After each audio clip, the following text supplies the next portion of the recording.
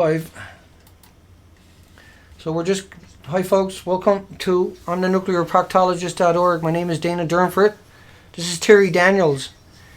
Terry went down on the beaches and took all the photos, and he's also funded the computers, the Wirecast, and many other things. $600 of the donation is what started this all off, from you guys at the Nuclear Proctologist. And so we rented a boat, and we'll jump on that, and we went up to the very farthest one, which is Desolation Sound, and we covered 200 kilometers, and we caught 9 days at low tides, and each day was a lower tide than the day before because of the supermoon that we have today, right? And so the last day was yesterday. We covered a mass amount of coastline. We rented a Zodiac and covered around 40 kilometers of Desolation Sound area in a 3-hour ride. At low tide, we see no life whatsoever. We see no kelp forest. We see no habitat. We see no bull kelp. We see no sea anemones. We see 4 species. The ocean is still trying to survive, but we see none of these species. These are all species that normally are populating our coastline. And so in a few minutes, we're going to go offline for 10 minutes, but I'm going to walk you through this for the first few minutes, and then I'll explain that to you. You see, this is low tide line. This is a normal habitat. This is something I've done for 14 years, and it's something I understand that the ocean cannot exist if that doesn't exist. And what happens is we found 4 species. So we're going to cover that over the next hour and a half. And those 4 species were uniform throughout the 200-kilometer zone. And this is the Georgia Strait we're talking about in British Columbia, Canada. And for comparisons, the big island right here is Vancouver Island. It's 460 kilometers long. And the fact that we found none of these species, we have around 5,000 species. We found no sea anemones anywhere we went. We found only purple starfish. Now, this is not a picture of that, but this is what it looks like in the nature. Now, look at all the kelp and the algae. Kelp is algae. There's 600 species of it. All of those were missing except for 2. This was known as common kelp, also known as kelp weed. It's like popcorn. And the other one is a cabbage kelp. None of these that you see in the picture here were found in 200 kilometers. We're talking about a total annihilation of sea anemones. Now here's a good example of what I saw every day. We see no crows on the beaches, no eagles. We see no insects on the highways and on the beaches. So, knowing all of that, and it doesn't stop there, we see no whelks. We see no sand dollars. We see no snails, the indigenous populated snails. And like once again, that was the picture of the whelks. But most importantly, at the low tide line, we don't see the sea anemones, and they usually attach to everything. And this is what I'm used to seeing my whole life as a commercial diver. So knowing what you know right now, and knowing that we cover 200 kilometers of coastline, knowing that there's 182 of you watching this right now, we're going to extend the presentation to 2 hours. We're going to cover around 16 samples and show you the desolation left behind. But we're going to go offline, make a cup of tea, let everybody settle down, and contact people. Phone up your TV stations, phone up your radio stations. And they might not get online right now, and they might. But they might put us up on websites. They might feature us. We need alternative media to feature this video. And as I explain this to you, I want you to understand that the ocean is still trying, but it can't survive if we don't stop the Fukushima. Even if it's still trying, it doesn't matter if we don't try to stop Fukushima, which is the moral, ethical thing to do. Because we have wiped out around 5,600 species in the low tidal, intertidal areas. You'll find links below to the government sites. So we're going to go off for 10 minutes. We want you to go out and spam for at least 5 of those minutes. Get yourself a cup of tea like we're doing. We're going to come back here and do the presentation. And remember this, there's 4,300 peer-reviewed academic studies every day. If we'd done every single day 4,300 studies, at the end of the week we would all feel a lot better. We had 4,300 studies on water, how to purify it. We had 4,300 studies on how to deal with it. We had 4,300 studies the next day, dedicated universities, institutions, professors. Right? We would have hope. And that's what we're going to have to take back.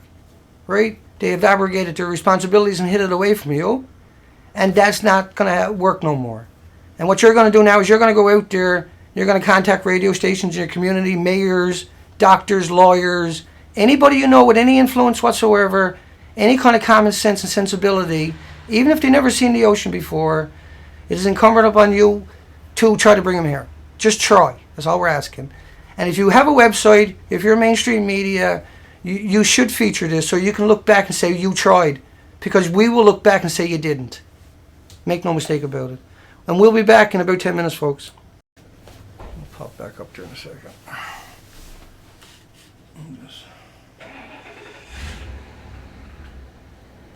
Just hit the refresh. It should be streaming.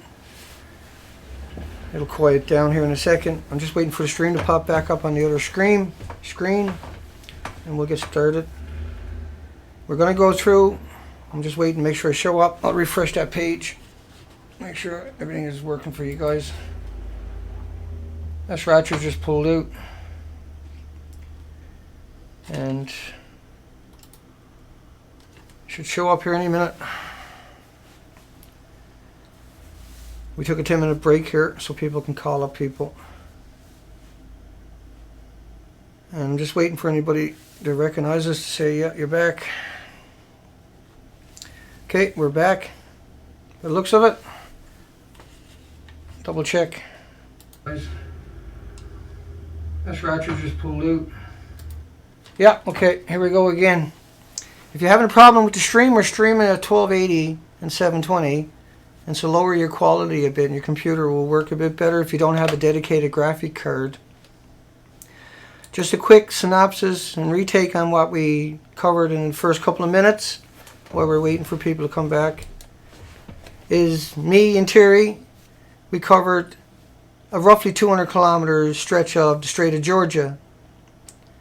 And what we were looking for was the indigenous marine life. We took samples along the coastline for 200 kilometers over 9 low tide periods, and we found no life outside of 4 species. We found no bull kelp anywhere. We found none of the vegetation. We certainly found none of the sea anemones, which is the green you're seeing over there. We found no sun starfish. We found none of all the, you see those stalks? They should show up on all the rocks on the low tide, and those sea anemones should too.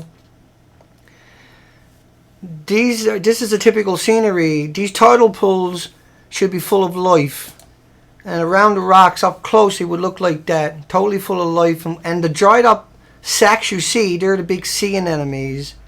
And when they flower, and you'll see them at the low tide line everywhere you go in British Columbia.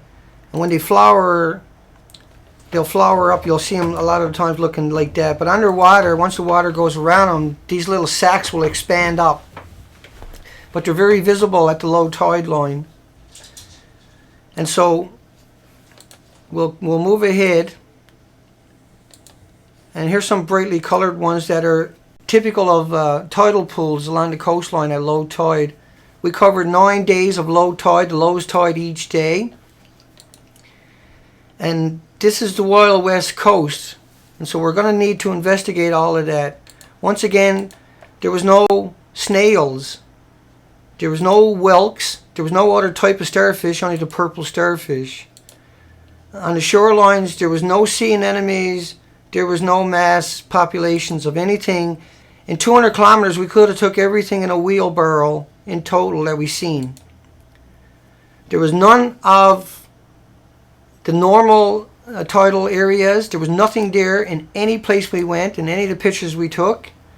There's over 600 species of algae, and there's, I think, 94 species of sponges. None of the sponges were there.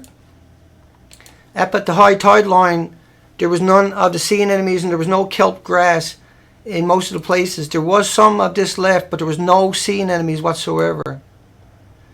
At the supermoon we had yesterday and last night with a 1.8 foot tide up at Gibson's Molly Reach, We were expecting to see some kinds of marine life in those areas, and we see nothing.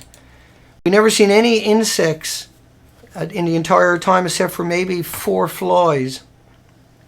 We've seen probably 5 or 10 wasps and bees in total in 200 kilometers. None hit our windshield when we're on the highway. None were embedded into the grills.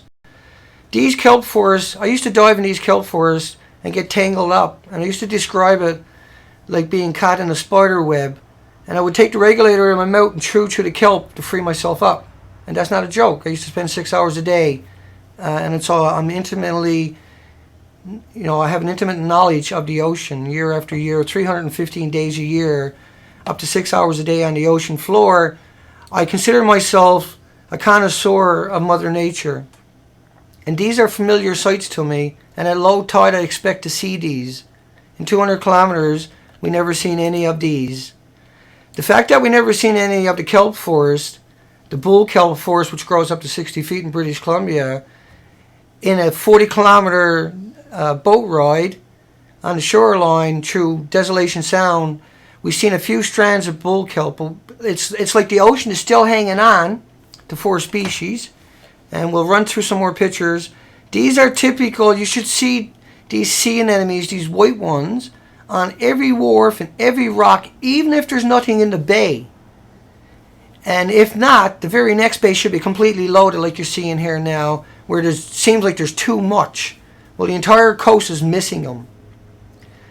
And so these are filters. Do you see the little flowers that they're putting out? Right? So when they're dried up, let me get a handle on where I'm to here. And so I can explain that to you. This is what they look like underwater. This is what they look like when the tide goes out, right? If they're in that area. And so we never seen that or this anywhere at any time. We never seen any Clintons.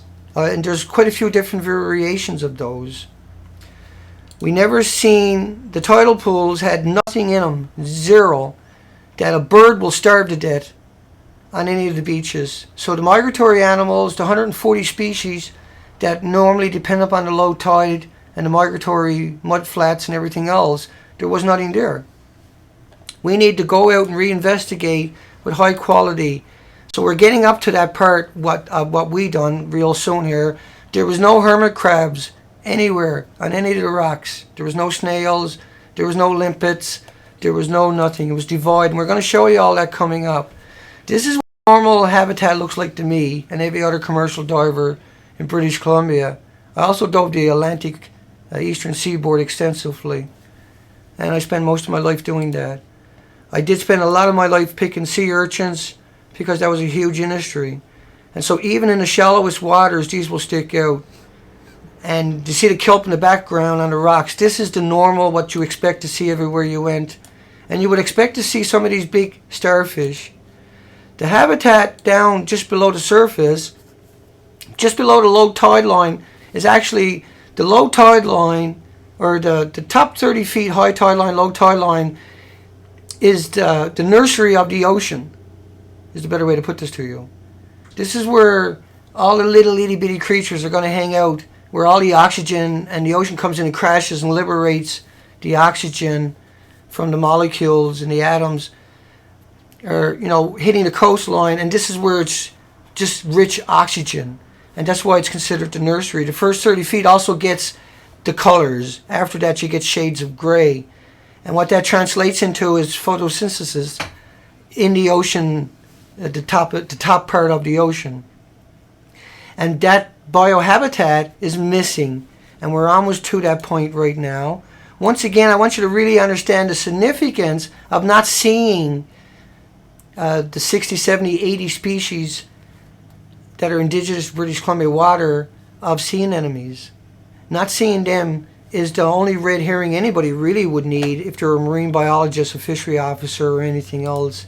And when you cover 200 kilometers of coastline that you know is notorious for being pristine, and these are all the samples. Now let's jump into what we done. We went all the way up the Molly's Reach, and so just for Molly's Reach is around we're on to right now. We're moved around a bit because we got Terry here, and Terry was out on all the beaches. Terry done all the walking, hurt his ankle, kept going regardless.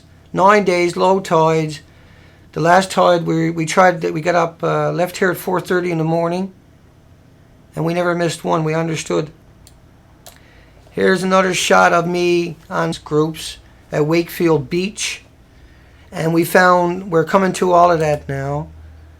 And so let's get started, folks. Now this is outside of Lund. This is about 2 kilometers south of Lund, and that's this side, south of Vancouver side of Desolation Sound. And let me bring you back that chart so I can give you some context. So I gotta pull my hand back. At the top up there is Desolation Sound. And so when you come back, I can't reach up there because my fingers will disappear. But you can see a name up there. It says, I can't even read it. But the top of that island, basically, on the shoreline, is the sample. And I know this is rushed and everything because we got so much to get through. But we're gonna start there with this show, and we're gonna show you what the beaches starts to look like. And when you come up close, you see no whelks, you see no snails, you see no limpets, you see no sea anemones, and you barely see any vegetation. There is only 4 types of vegetation, or 2 types of vegetation. Algae was the popcorn kelp, also known as kelp weed, and we'll give you some really good close-ups of that here in a few moments. And we'll just wait till we get to that point, I guess is better. Now this is low tide, a couple of kilometers south of Lund, and that's up from Powell River. You can see there's no kinds of vegetation life there. We'll get much more details coming up here for you. The mussels we're seeing are 1 generation, which is normal, and they're the indigenous mussels, and there's these little tiny patches once in a while you find of them. And so don't be fooled by close-up shots. We'll got much better qualities coming up for you. And now the kelp you're seeing is the only kelp you'll see throughout the 16 spots we're going to try to get through. So we got to keep moving because we got a lot to get through. You're going to see, and we'll get a lot of close-ups coming. We got a lot of close-ups coming. And I jumped ahead on you, sorry. So a few miles south of Lund, let me backtrack. A few miles south of Lund, we get up to the beaches. We're going to put everything up with the nuclear proctologist after the show, and we have a live stream coming up tonight. Now the rocks on the first couple of beaches, we really didn't understand the significance of what we were looking at and what we were doing. You got to realize we had a little tiny budget, and that we went out with a theory, not understanding what we were up against and what we were going to find, not understanding that, you know, as the days progress. And so that's why you're going to see things the way you're going to see them. But here's the kelp that is notorious throughout the video, and that's called kelp weed.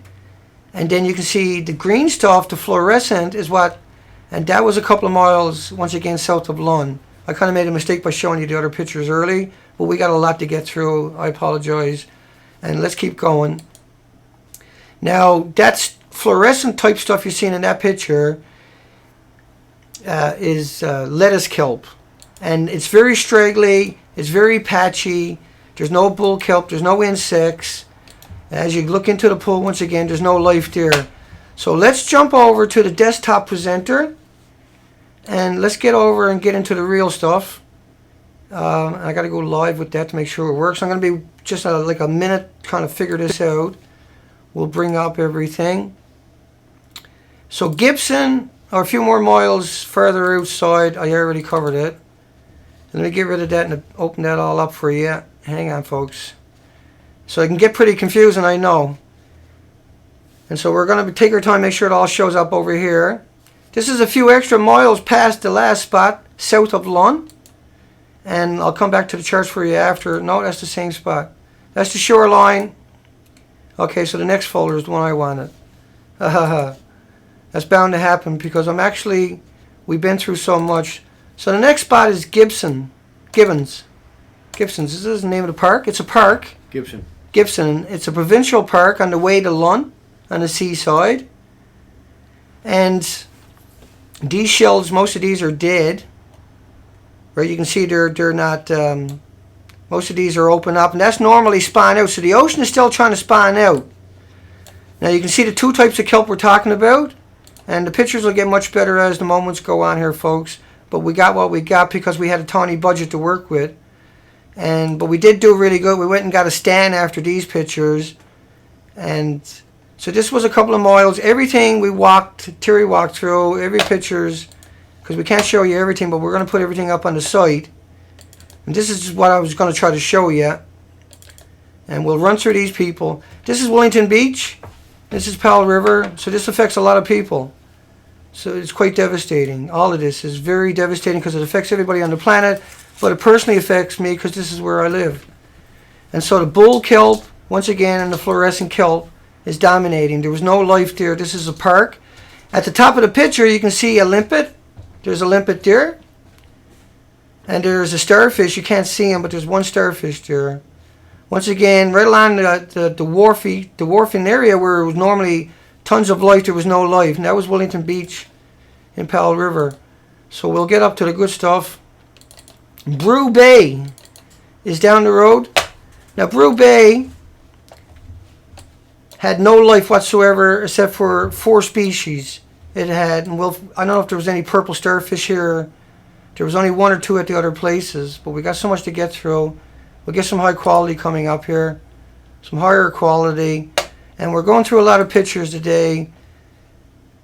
And you can see what I mean by patches, just little patches of mussels, nothing else. No insects, no sand fleas, no flies, no crows, no indigenous wildlife whatsoever.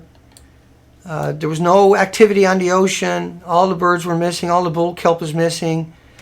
You can see some of the barnacles are hanging on. Most of it is dead. There is now. What's important is you see that twine on the mussel. That is missing from most of the mussels. But in this place, at least we were finding that. And we got to keep going. I don't know how many pictures I got here. I'll flash through the pictures, but everything is going to go up on nuclearproctologist.org. Once again, all we find is mussels. All we find is nothing. Devoid of all life, devoid of all habitat, devoid of the indigenous species that we expect to see. That kelp you're seeing there is not even healthy, but it's still trying. It's still showing up. It's just single generations of anything that we see. It's obvious to me that this happened quite a while back, that this was an extinction event. In the sake of everything on the shoreline was wiped out in a short period of time. And so the disposition would have came over from Japan because it was 3 melter reactors. And so that came over and it continued to come over. And so that continued to wash out to the coastlines. And we get heavy rains in British Columbia. It's total desolation. We don't see any recent dead life. We don't see any carcasses. We didn't see any kind of anything clinging to a rock that didn't look like it was trying to fall off the rock. Dead. Oh, and now that picture back there, you can see there's some oysters. Oysters? I can't even pronounce it. Oysters. Yeah. Oysters. There is some oysters right there, folks. And you can see some mussels are hanging on. Some of the bigger mussels, they were unusual. We didn't see them anywhere else. And the name of this place was... That's in Gibson's. No, that was, hang on, I'll get the folder up. That was Brew Bay Road. Oh, yes. Brew Bay Road. But the Pylands never had no sea anemones, no starfish, no kind of life. It just had the same thing everywhere you went. Everything was devoid of life. There was no whelks, no snails. There was no limpets. There was none of the normal indigenous critters that I'm used to seeing my whole life on the ocean. So we'll switch off that and keep going. And we've got lots here. As we go further down the road, we look harder. That's a little bit further down the road. That's another popular beach I usually go to. And I didn't clue in like everybody else until the last 9 days when it really struck home for me in the boat ride. That's where we clued in. And you can see it's totally devoid. And if you don't know what that looks like, we'll run back to the Wirecast for a second. And we'll show you what some of that life should look like. On the shorelines, you would expect to see at low tide lots of these little types. There's all types of these snails. They are very dominant. In the tidal pools, you would expect to see a very rich and vibrant. You would expect to see all kinds of sand dollars. You would expect to see all kinds of starfish, all kinds of sea anemones, and you would expect to see them hanging off the rocks in large groups. Let's keep going. We'll go live back to the desktop presenter. Let's roll through another bunch of these. This was a few miles down the road. These are all pristine places in between parks. And we got a lot of parks we're going to cover. Public parks here right along for 200 kilometers. And that's what Desolation Sound is all like this. No different whatsoever. And we got videos of that. We'll be posting that up on Beautiful Girl by Dana. I can't put that up on the Nuclear Proctologist, but I will link to over from there to those videos on the same site you're probably watching this on, or linked over. And as you can see, we work with a $300 camera, and we work with a $300 boat ride, and everything else came out of Terry's pockets, literally and figuratively, including food and fuel, transportation. And we're not saying nothing, we're just letting you know the budget we had so you can understand the quality and the things that we've done in more context. But the enormity of it is what drove us. We wanted to find life so we can say, instead of there's a total extinction, that there's serious life still living and we need to do something immediately, because we know how big of a range it was. Each day became more surreal to get up in the morning. It became more surreal to drive down to these beaches. Now, this kelp, really good shots, Terry. You done a good job on that. I left you out of the conversation up to now. But you're the guy who walked out here, Terry. And you had to work like a dog just to find mussels. You had to work like a dog just to get pictures of a couple of starfish that will be coming up here. And there's a seagull here coming up in this picture. We'll jump ahead to that picture. And it'll look a bit funny to people right here. Where's that seagull to? Is he in this picture? Yeah, here he is. He's out there by himself, and he's surrounded by 4 species. There's no other species, no insects, there's no marine life. This is prestigious areas. These are gorgeous, absolutely unimaginable, gorgeous area. And I thought it was striking, utterly striking, this picture right here. This picture right here where he just looks at the water. To me, that really symbolized everything I've seen in any bird that I had saw in 9 days. There wasn't very many of them. We can put all the birds we saw, all the mussels we saw, all the starfish we saw, in 200 kilometers for sure, in the back of a pickup truck. Most likely in a wheelbarrow. And it's really something shocking. Yesterday we hardly talked on the way home from the end. And let me explain something to you. What you're seeing here, there should be insects. There should be entire communities just right there in that little tiny spot, just in a 5-foot patch. You shouldn't be able to count the different life there without spending a whole lot of time there. And there's zero. It's zero. The rocks are naked. Right around the tidal pools, there's nothing gripping onto them. Little tiny things are trying to hang on. But Fukushima is not going to allow that to last. And it's probably going to kill everything out there, but it can't come back. It won't kill, it might leave something out there somewhere and it can repopulate.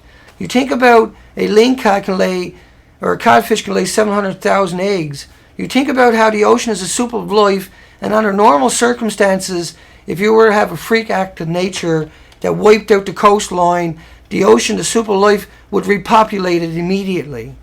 And so when you go there, and right across the board, there's nothing. But you see how that kelp is actually healthy looking. A lot of the mussels, even though they're patchy, they're trying. And so we have to try. We have to stop the lying, the madness, the maniacal lying from the apologists have led us to this.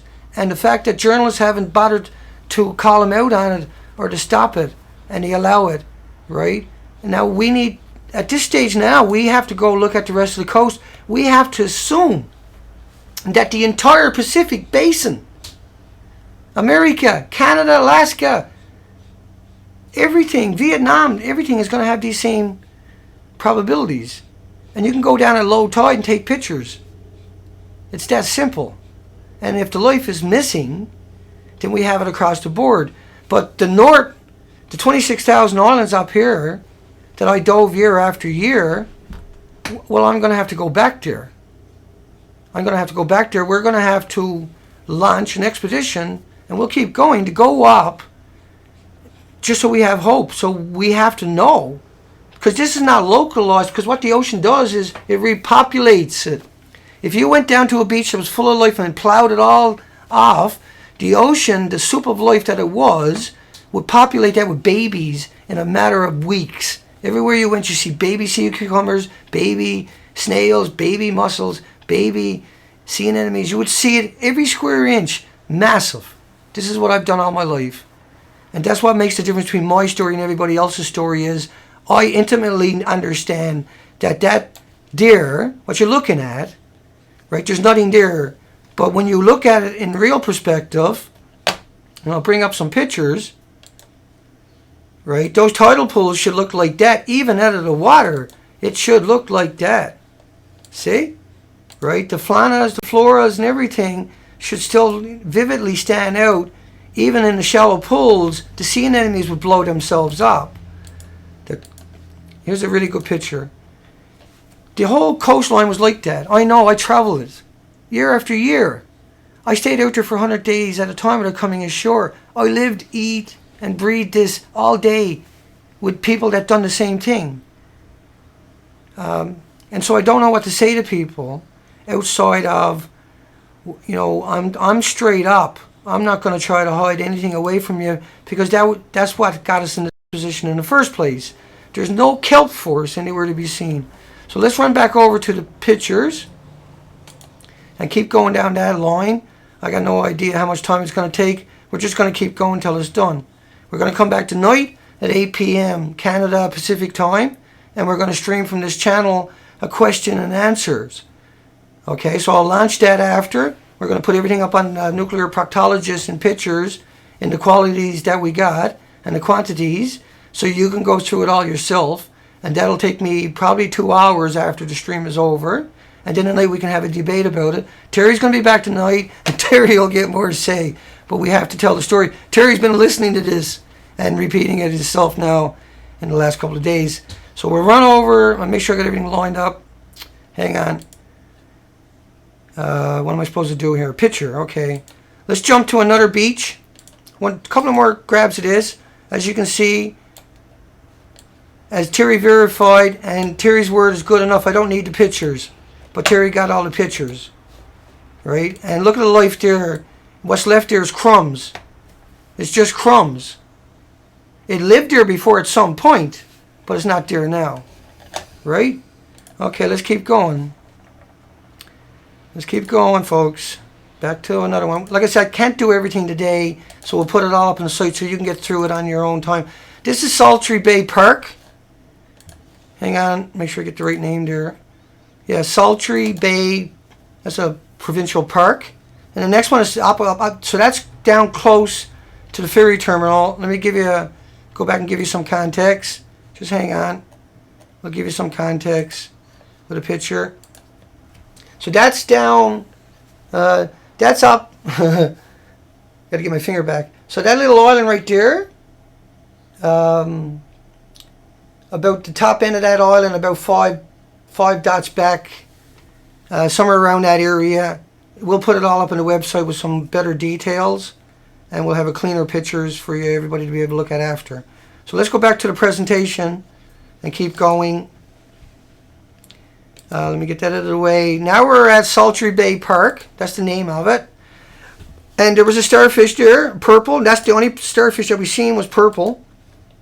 I'm not sure what's going on there. And you can see the little tiny life around it. There's a little snail there, and a little snail there, and a little snail there. And there's a little tiny bit of sea anemones. This is a $300 camera we're using. And you can see there's nothing in these little pools. They're not the cleanest, but we got them for you. But you can see the life on the rock. It's void and missing. See? Everything is void. It's just the remnants, the skeletons of what used to be there that should still be there. Now that popcorn kelp you're seeing, what I call popcorn kelp, is called kelp weed, if you're looking for it. So it was the purple starfish, the kelp weed. You can see a little bit of sponge one of the 80 and 90 species of sponge is still there. The ocean is still trying to hang on. But we're only talking altogether maybe 10 or 15 species, right? And very tiny amounts of it that we're finding. Very trace amounts of anything that we're finding. Here you can see there's a few whelks. Hang on, I'll blow it up for you. And I kind of lost the scroll. We'll drag it up. Hang on, folks. Right, we got a couple of whelks. That is such a rare picture. Those whelks are very, very rare. But the least they're trying, the least they're hanging on. We've got to stop that radiation. Because right now they're going to disappear. Nobody can doubt that. Because what goes on is every minute there's a plume. 1,440 minutes a day. And every day there's a plume. After 132 days, because every day, 24 hours, at 2 miles an hour, the plumes are dispersing and spreading out. But because they're accumulative. And because of the way they work. And because of all the lies you've been told that we try to help you. So that's an encouraging picture. That is so encouraging to see these little whelks. Because I can guarantee you, you won't see them just about everywhere else you look. It's just these rare, very tiny, spotty areas. And that's why we need super high quality equipment. And we probably might need to get an arc and go out and start grabbing this stuff. And so we're talking about an enormous operation all of a sudden that we had no concept before that was necessary. But we truly are talking about a apocalyptic event for the Pacific Ocean. Cancer takes 5, 10, 15 years to manifest. I think mammals and humans, we've still got time to coexist with the coastline. But I don't know for how much longer. What we need to do is start exploring and confirming and getting better quality images and, you know, a better way to, I don't know if we can do any better than what we done. I don't think anybody can go out there and beat what Terry done. Terry fought me and argued about staying longer and getting pictures. And I was, no, Terry, let's keep going. We got to hit the tides. We got 9 days to cover all of this distance. And we can come back. But we can prove it with what we got.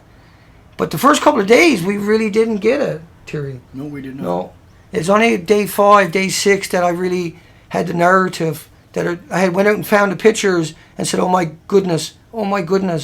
So it's good old-fashioned gumshoe research that got us to a point where at least we try. Right? At least we try. But the devastation and the amount of people and industries and families and individuals that are affected and impacted hasn't lost me. We need to find out more. And we need to know more. And we hate to think that this is what it is, what we see, but we understand that the coastline populates itself instantly. And the fact that we don't find the population, even tiny bits of it, just a select few. In total, I think we'll come across about 10 species, and that'll include birds. We've never seen any crows. Well, I think we might have seen one crow, Terry. Now that I think of it, I think we got a picture actually in the background with a crow. There's a couple of crows, not many. Yeah, it was so rare. Well, I've never seen any eagles on any beaches. I've never seen anything eating on any beaches. I've never seen any insects. All we seen was this, and this is a good example here. And you can see, right, the kelp, that's known as a kelp weed, is right there. And you can see the kelp, it's trying to hang on. It looks like, you know, it's just so spotty. We'll keep going through these pictures. We'll move on to the next spot here in a moment. Another close-up shot for you. It's definitive. Oh yeah, there's that sea whelk. Look at him. Yeah, I remember him. Right? He's so unusual. I think that might be one there. And once again, we're not finished with what we're doing, but we had the 9 days of low tide to the lowest tide. Each day was lower, so we were able to learn more and get more put together for us. And once again, it's all just the kelp weed and the deadness. It's just a wasteland. Let me go back to once again and remind anybody that might be joining us what is actually going on and missing from the equation. Most of it's gone. It's gone, look. Most of it's gone.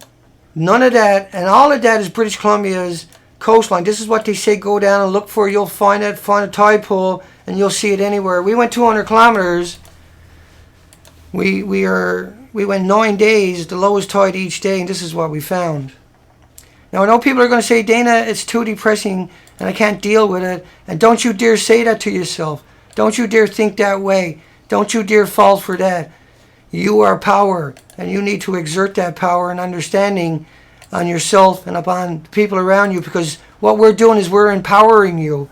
This is Salty Bay Provincial Campground, because they can no longer say, you guys are crazy, it doesn't impact anything.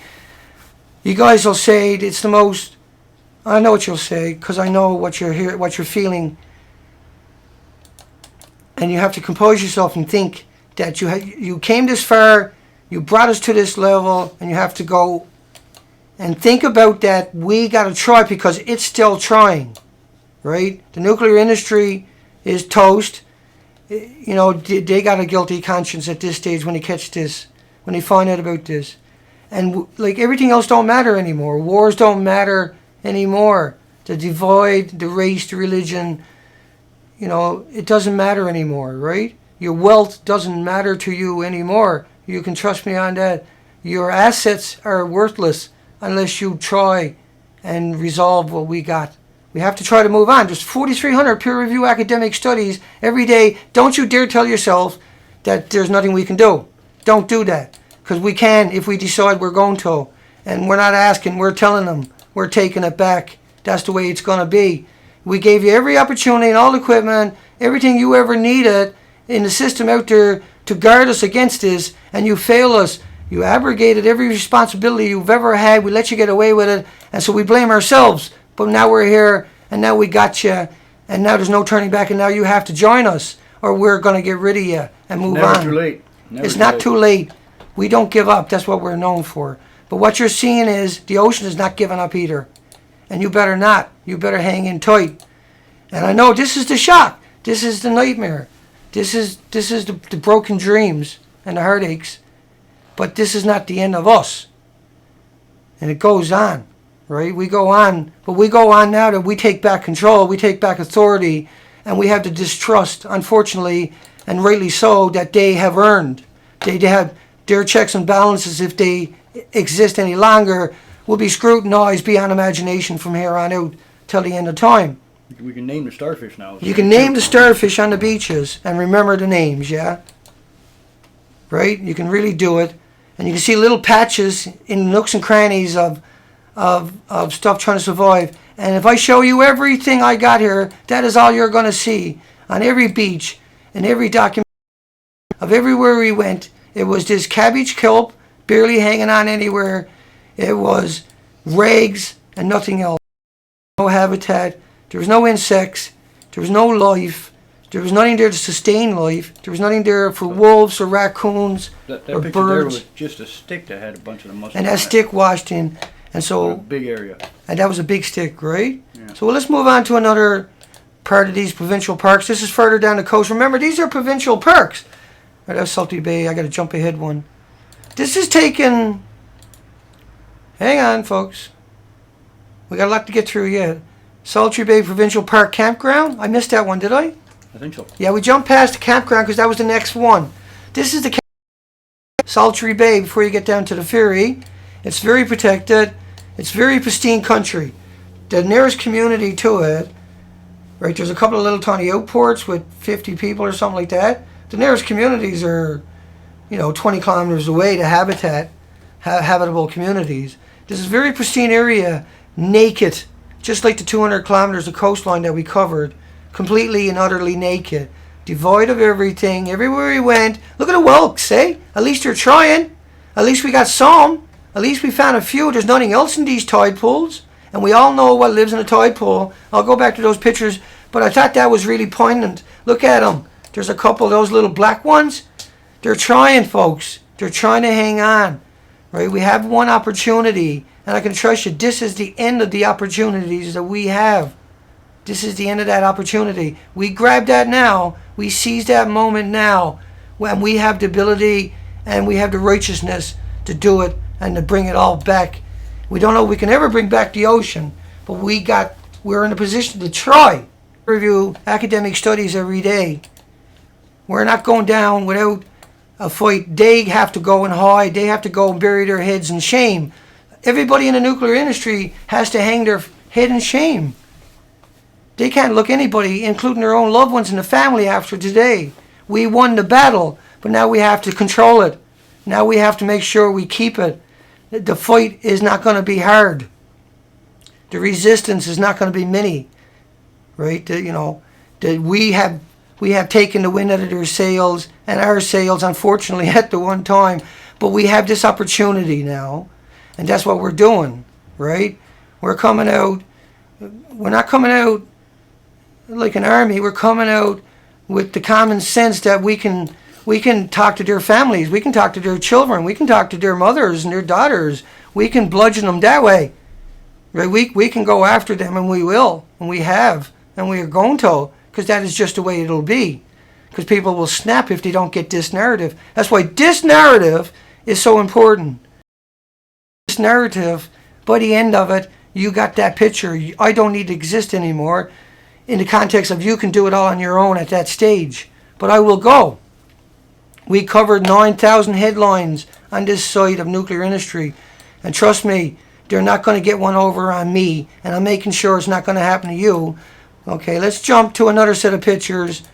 Was there anything interesting there I forgot?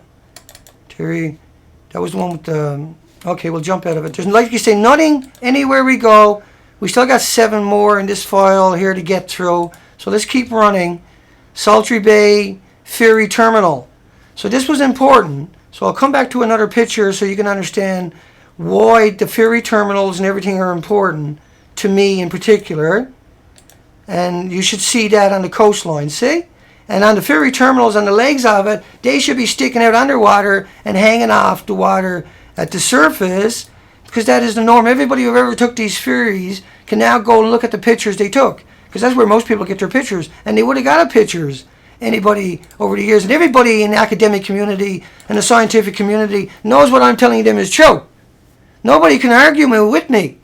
Nobody can argue with the pictures Terry took, because they're good enough to tell the difference. We only had a $300 camera to work with. That doesn't mean we got defeated. That doesn't mean we gave it up when we never found life. That means we put together a plan. So let's go back to the presentation. Let's go back to the presentation. Now, a good thing about all of this is that I'm kind of fortunate. And so this is the Sultry Bay Ferry Terminal. And let me come back and give you some context again. I'm sorry. I'll take a second just to make sure you know what we're talking about, in case you're just joining us. Right behind me, at the top of this island right behind me is a ferry that brings you over to this island here. And that's Gibson's Island to head down to that's New Westminster. And this is all supposed to be prestigious Straits of Georgia material. Let's go back to the presentation. Make sure I'm live before I try to do it. And so Sultry Bay Ferry Terminal didn't have anything on its shorelines around the ferry terminal. It's had the same thing we found for 200 kilometers. There was nothing on the pylons, right? And remember, this is a couple of days before the supermoon, so the tides are super low. As you can see, there's nothing there. And there's no communities down there. It's just that ferry terminal. There is nothing on those. Nothing. No sea anemones. One starfish I see. One starfish. There he is. Right, good one, Terry. Yeah. There was one orange starfish. In fact, that was probably the only 2 orange starfish we seen in 200 kilometers. You can see some mussels up higher. Right? Nothing. Devoid of all life. I think... a few oysters there. Few oysters. Right, we're looking for sea anemones. We don't see any on the pylons that they should stand out dramatically. You should be able to see them right there. And these pictures will all go up at the nuclearproctologist.org 2 hours after this is over. Once again, excuse me, you can see that's up there. You can't see it, but he's a oyster, right? Now, we know oysters they had a spawn of oysters at Pembroke. I think it was Roger was telling us. Roger, our buddy, is a mussel expert. And so he was able to explain why the mussels that we were seeing were able to hang on in patches. And trust me, they were in patches. And you can see even on the railings, steel rails that would normally be covered in big sponges and everything else have nothing on it. So let's jump. Oh, we got to zoom in on it. Hang on. There you go. That's a better picture. You can see nothing. There's a bit of, it could be rust, but it could also be some sponge you see down there in the corner. And so let's keep going. No, that's rust. And then you see the green algae. So let's go back to another set of places. This is where we jumped on the ferry. We zoomed in on the coastline. We took 400 pictures. They'll be uploaded to the site. And they're not there. They're just more of the same. They're around the terminal itself. Hang on, there's a picture of the ferry. I think. Picture of the ferry. What do we got here? We zoomed in on the shorelines as we're coming around the points, and there was nothing there either. It was the same vegetation, the same desolation. And so what we done was we done the best we could with a $300 camera, and we zoomed in on the entire coastline every opportunity, and we got some pretty good shots, enough to tell. And we're going along the ferry. We got 400 of these. 400, and none of them shows any kind of vegetation outside of what we see is atypical of the 200-kilometer coastline. I'll motor through it all for us.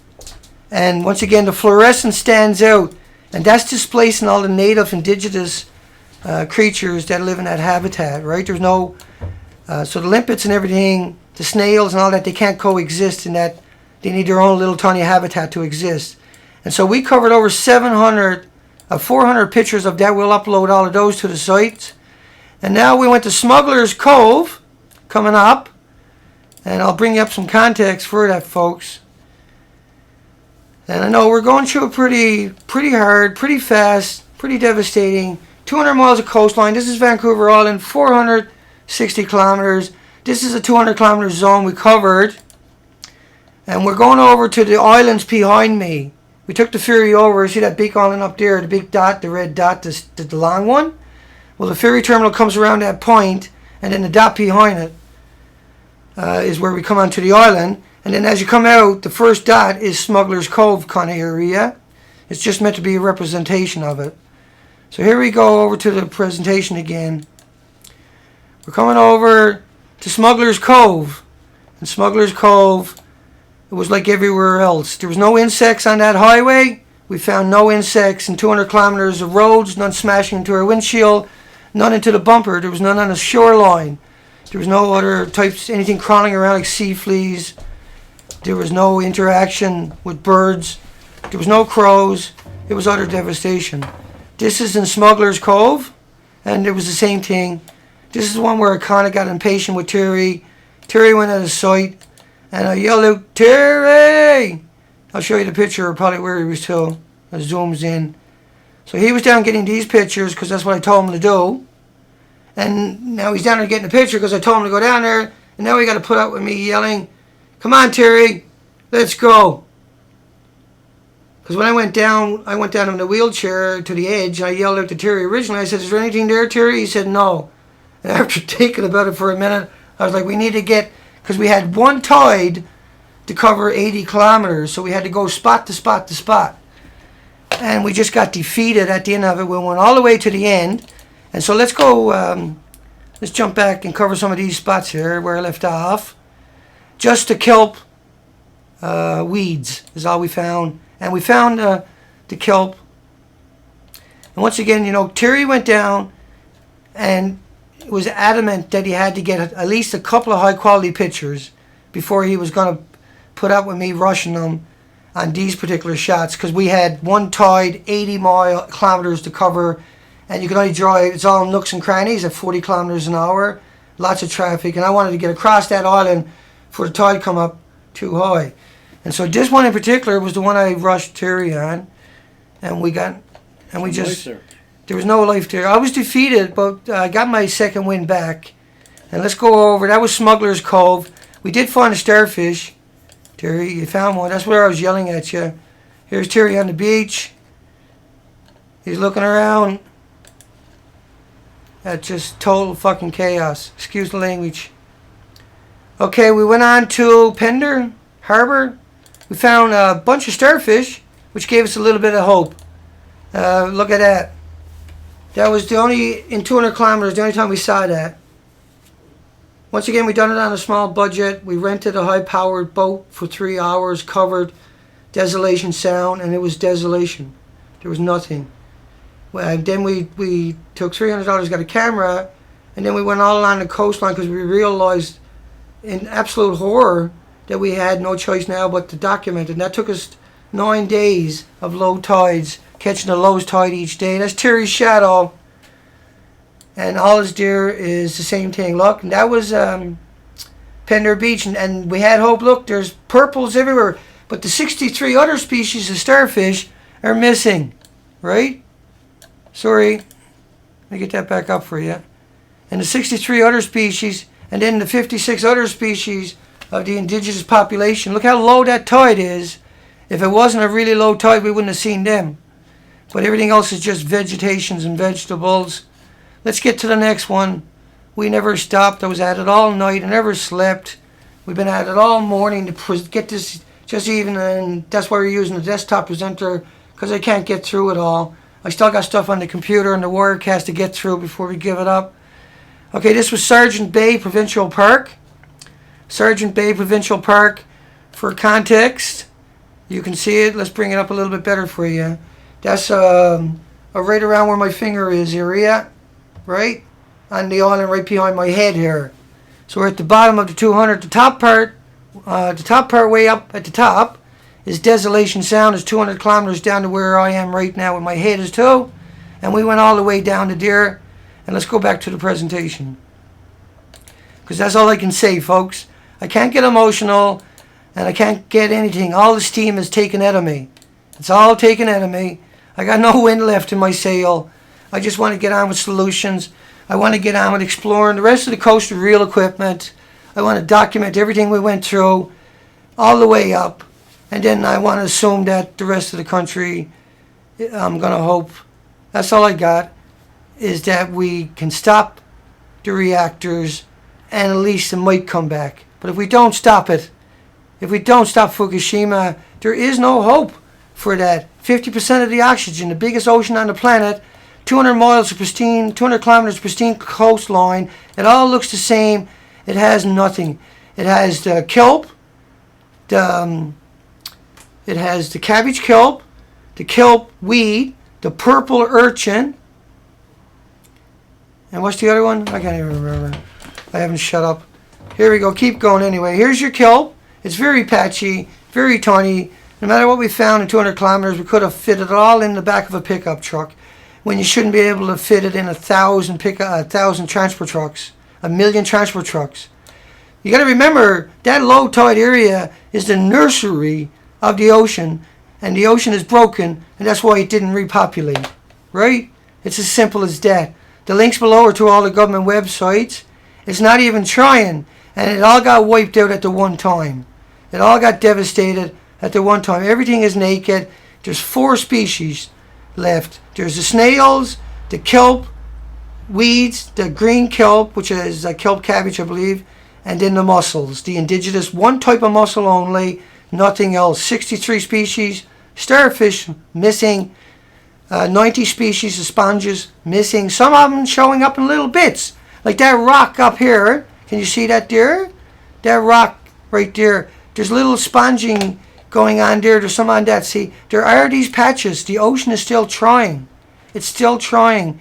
But because these plumes are going into the ocean and they hid it from us, and they're sending the homeless in there to stop it, and they're not even trying. They're dumping it into the ocean today and yesterday and the day before because they know what we're doing. They want to get it all, dump it all off the site before the opposition says you got to take your money and do something ethical. They're saying to hell with you. They're dumping it into the ocean. They know what's going on. They know all of this is missing. We're just finding out. And to me, we got to go the rest of the way. We just can't stop here. All these pictures will show up on the nuclearproctologist.org.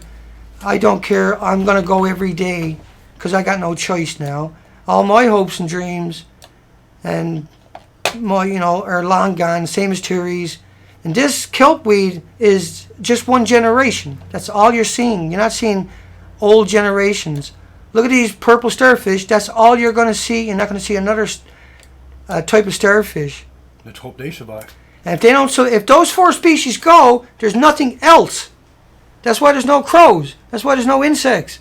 That's why there's not enough deer to feed anything unless they want to live on 4 pieces of food, when they should be living on 5,000 opportunities and 600 types of algae.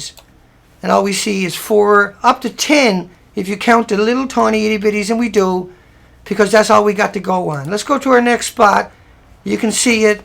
The kelp is still healthy, but all the other kelps, all the bull kelp, that is normal and typical and atypical of the entire coastline. And let me reinforce that for you, because I dove in this all the time, every day, day in, 315 days a year. This is what I understand. And this is habitats where birds will dive underneath it and feed on the kelp stalks where all the creatures will live.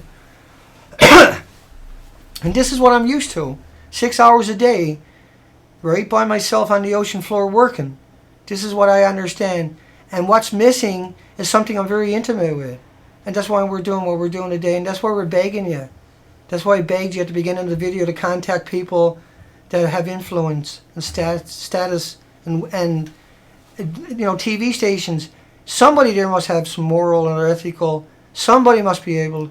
I know that you would rather have some institution come out and tell the story. I know all of that. I get all of that. They're liars.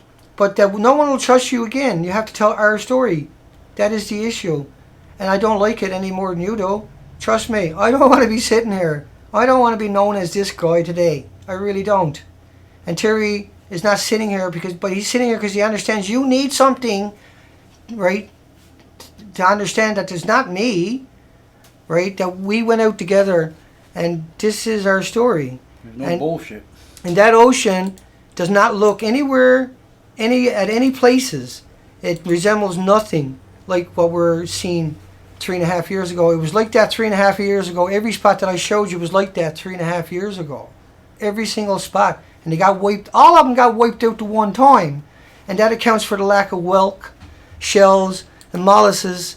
That accounts for all the missing limpets. These are usually, every rock is, my whole life, I've always said if I had a berry picker, I can fill the boat up with whelks or snails. And I can't find one. And people are going to say that this is not an issue and that this never happened. Then you need to take back what is yours, right? So let's keep going. I think everybody gets it at this stage. I don't think I need to drive that point home quite so much. But you got to understand, we're breaking this story. Wakefield Beach access. That's the ones you see me stood up with my sticks, and that's a pretty rare picture, folks. You got to realize what we done here is I spent 15 years in a hospital bed in a wheelchair, and I can't stand normally more than a half an hour doing anything. And we just went 9 days to the point where we were in the truck yesterday. Terry was going to get out just so I can have the seat, but it didn't make any difference. I have a pressure relief mattress. But there's a dead starfish, look. There's nothing else there. And there's a fly. Do you got any idea, if you knew how rare that insect is, if you went with us, that would be iconic of the entire trip. None hit our windshields. I think we counted 3 or 4 or 5 altogether insects, maybe 10. We could fit every insect we seen in a tumbler, in a 1-ounce glass. That includes on the shoreline. That includes everything that crawls.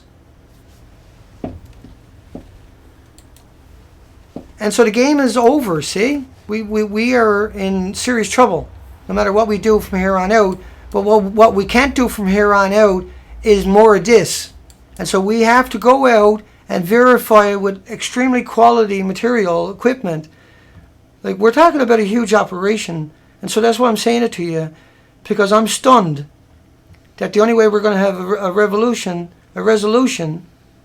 is we do it ourselves. And we can't no longer not do it ourselves. And I don't want to do this. I don't even know if I'm capable.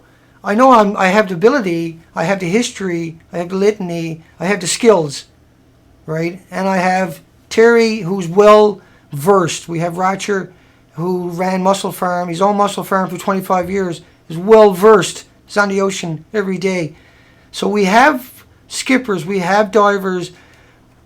But to do this, we need cameras underwater to drag along the coastline at the same time, because you only got a 2-hour low tide a day to go in and explore all this.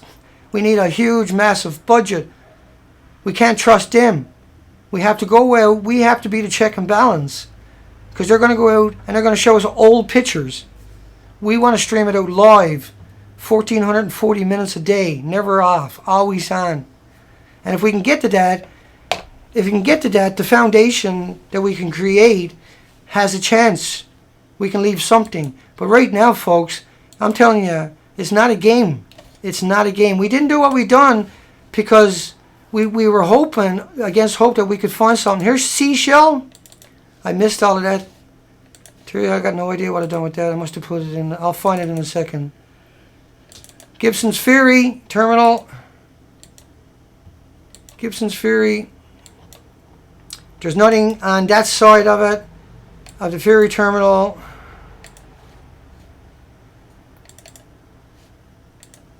I got no idea. That's it there, is it? Yeah, that's it.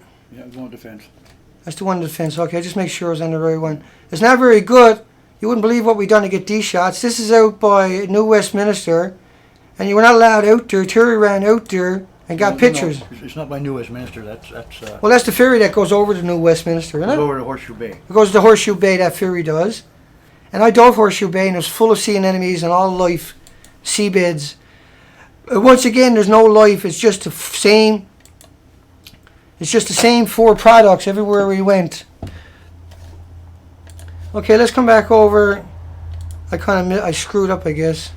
Molly Reef. Let's go to Molly Reef, and I'll give you some context. Let's jump back over to Molly Reef for a second. Molly Reef would be right alongside of my thumb, right? And that's where it's a very famous spot. That whole coastline is full of $500,000 homes. It's very prestigious. It's a very luxury area, and there was zero life there. So let's go back and look at Molly Reach. And everything else will show up on the website in a few hours at thenuclearproctologist.org. And I'll put that link below.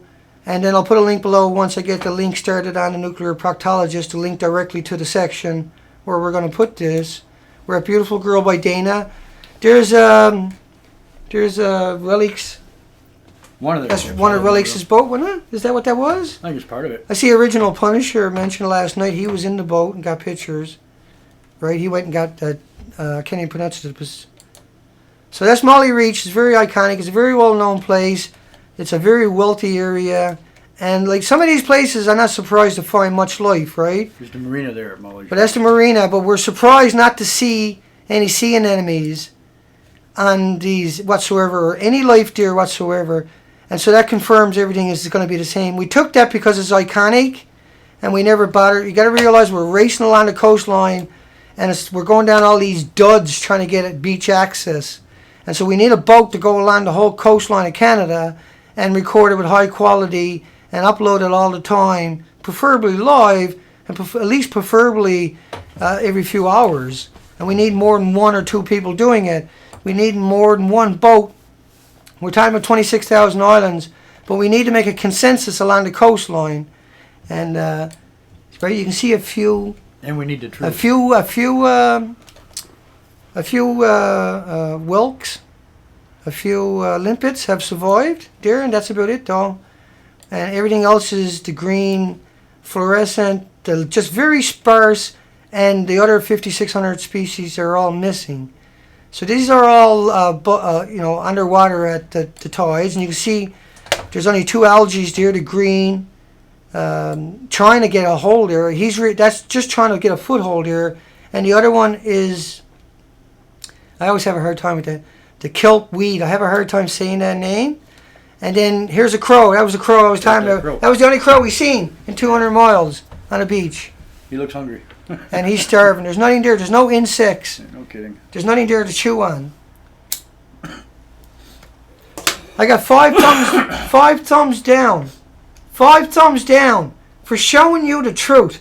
5 people out there decided that they were going to turn their back on the entire planet, on everybody and every creature and every human. 5 people done that. That is despicable. Fucking disgusting. That is disgusting. You people should be absolutely ashamed. Absolutely, you should be humiliated. Your family should be humiliated of who you are to do that. 5 thumbs down. And I'm showing you the fact that's backed up. How dare you? How dare you insult me? Do you got any idea the significance of what we've done here? Do you got any idea that everybody else that we paid to do their job had failed you to this point, that we had to take $600 and do it ourselves with nothing? And somehow we're the bad people because it's better now than later. Am I wrong? Do we wait until it's completely all gone and then say it's all gone? And by the way, so are you. Is that what we do? We wait. Right now there's no insects on the shoreline. There's no insects on the highway along the shoreline. And I'm not saying this I'm open with you. You can go look yourself. Anybody and everybody, every fishery department along the way tomorrow can go out and prove me a lawyer. Go and prove me a lawyer. But make sure you put out where you were to, so I can come and prove you that you're actually a lawyer. Because I got everything to lose and nothing to gain by anything I'm doing. I'm doing this because I got no choice, because you won't do your jobs that we paid you to do. How dare you do that to me? How dare you insult this entire planet by doing that? The only chance we got to get this message out. And somehow I'm the bad person. Somehow you have to hold on to something to finish off the rest of the planet? Don't do that to me again, please. It's completely uncalled for. All we're doing is showing you documentation. You can go to any university and you will find out that all of it is well known. That they know all the life that is there, and that everything I'm showing you is correct. And that I have nothing to gain. Let me show it to you. You need to understand that. You need to see it for its reality, and for its simplicity, and for its longevity. That it's been long before we showed up. That was like that. Long before we showed up. Long before we showed up. This was a thriving, and it was up to 3.5 years ago. And it all went extinct in a short period, because it's all missing. There's nothing left there. It's trying to regain. But it can't, because it's still hemorrhaging out. It can't, because we won't try. It can't, because we can't have this debate until the day till we put this out there. And you can't hide from it no more, because anybody can walk down to a beach and look themselves. Right? I mean, isn't that what makes us different today? Is we know it's there. We can go to any institution and they'll say, oh yeah, it's every title pool is like that, sir, ma'am. And you say, no, it's not. And what have you done? What have you done to us in order to keep a job and a pension? What have you done to your own children? Now they can't even look you in the face anymore.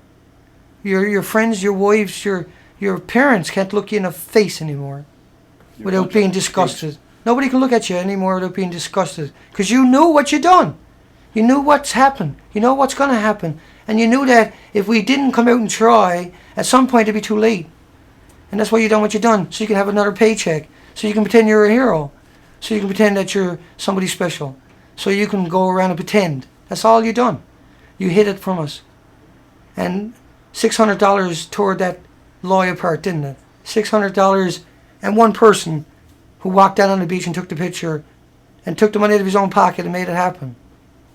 Tonight we're going to come back. Tonight all we're going to talk about is in the conversation section. Tonight we're going to answer continuously, as long as you're asking questions that we don't cover. We're going to cover them for you. And so that we can have a debate after this, after today, right? Because we need to have a debate. We don't need anger. We don't need revenge right now. We need resolve, and we need action. Right? We're going to bring that to you the best we can.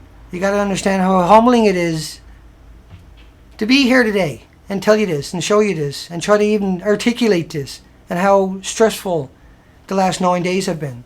How utterly unimaginably horrific and apocalyptic every morning has been. And how we celebrated every insect we saw. You have to think about that. We'll see you tonight. It's the best I can do today, folks. Make no mistake, if I had made it last night or this morning, I would have been a lot more angrier, but that's gone from me forever, I would imagine. I don't have it in me anymore. I just don't have it in me. But we will be back tonight. We'll talk rational. We'll talk sense. We'll do the best we can. And that's what we got to do. That's our obligation, right? We're at the low tide line has always looked like that, long before we existed. And we need to do the best we can. We got to try.